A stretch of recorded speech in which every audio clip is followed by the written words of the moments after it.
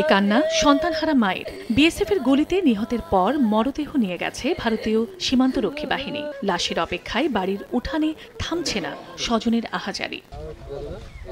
BGB ও স্থানীয়রা জানান, সোমবার ভোরে বালিয়াডাঙ্গির সীমান্ত দিয়ে 18 থেকে 20 জনের একটি দল ভারতে ঢোকার চেষ্টা করে। ধনতলা বিওপির 393 নম্বর পিলারের কাছে গেলে ভারতের ডিঙাপাড়া ক্যাম্পের বিএসএফ সদস্যরা গুলি ছোঁড়ে। ঘটনাস্থলে মারা যায় কিশোর জয়ন্ত। গুলিবিদ্ধ হন আরো 2 জন। সবসময় গুলি করে মারে ফেলাম। একটা ছেলে আমার কোলার বাড়ি মারে ফেলার কিভাবে হবো? কখন যে কার সঙ্গে কি বলছেন না বলছে, ছেলেটা বাজার থেকেই অমনি হারা গেছে।